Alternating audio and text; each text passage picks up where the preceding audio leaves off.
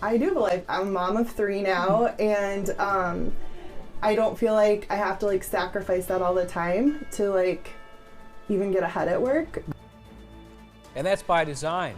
And the Girl Scouts of Iowa CEO Beth Shelton is making sure that that happens. She's changing the culture and being recognized as one of Iowa's remarkable women. Erin Kiernan has her story. Things that resonate with me with life or leadership, philosophy, and of course, my children, the greatest loves of my life. A quick look around Beth Shelton's office highlights the loves of her life. Her 3 kids, empowering women, vintage cameras, and a new hobby, visiting national parks. And again, this was someone who was like, oh, I don't camp, I'm not outdoorsy. So like the fact that this is me now is so incredible. I'll get these printed. When she took the role of CEO of Girl Scouts of Greater Iowa in 2016, I was born to be a Girl Scout. I just didn't know it till I was in my 40s, you know? She'd never spent a minute wearing the uniform or earning a patch. Can adults earn patches? Because I feel like this is really fun. And they're like, well, I mean, that's really not a thing. I'm like, oh, it should be a thing. It is now. Some of them are actually custom patches, my CEO patch that I give to girls.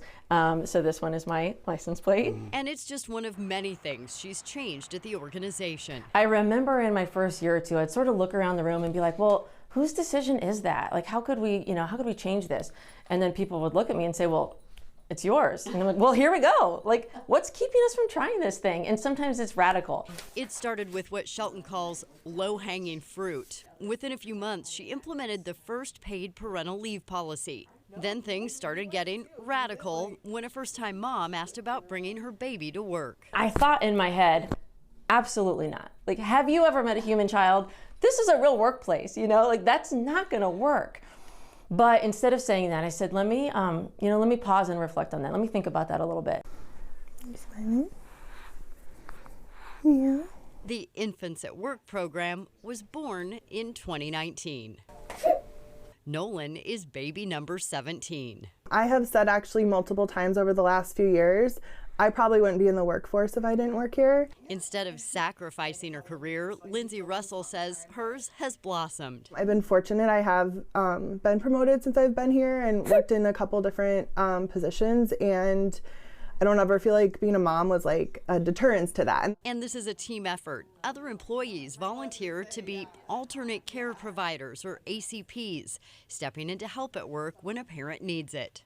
One of my favorite things about this organization, and especially what Beth has championed with it, is that it really takes the person into account.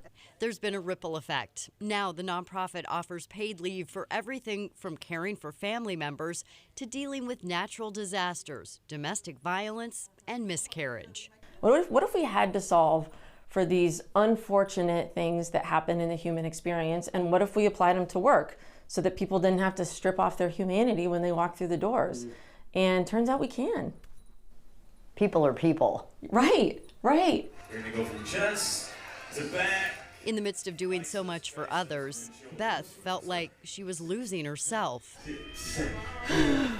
So she joined this gym. I felt pretty discouraged, but I'm like, I think I just need to punch something. I just need a little outlet. And so they pushed me. I made some excuses for myself when I started about the things I could or couldn't do with one hand. For a year, she refused to do resistance training. Then Coach Nick Cicero invented this. It's got carabiners on the end of each band, and then this Velcro strap that I can wear on this side since I can't hold on to it. And then as we go through the exercises and we switch bands quickly, I can just clip in and out with the next band.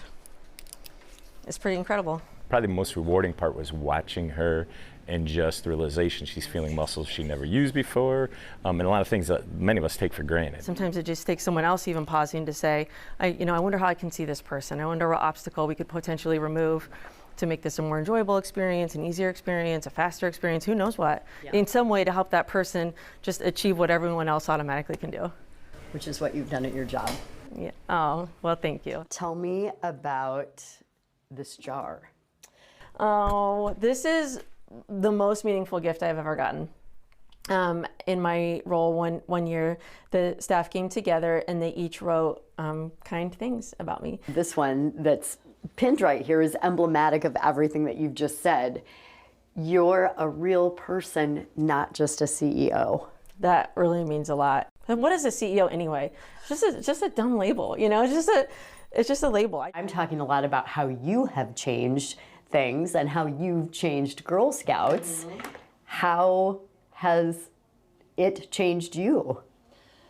Girl Scouts has completely changed my life in every way. I started taking guitar lessons 2 years ago just so I could sit around a campfire and sing, and I'm like, oh no, this is me now. That is that person. I just needed a little nudge to reveal it. Yeah, I feel like that's a good life motto. Yes, yeah, like who knows what the next iteration is going to be. It's so exciting to get to be this person that I wasn't 10 years ago, and who am I going to be 10 years from now?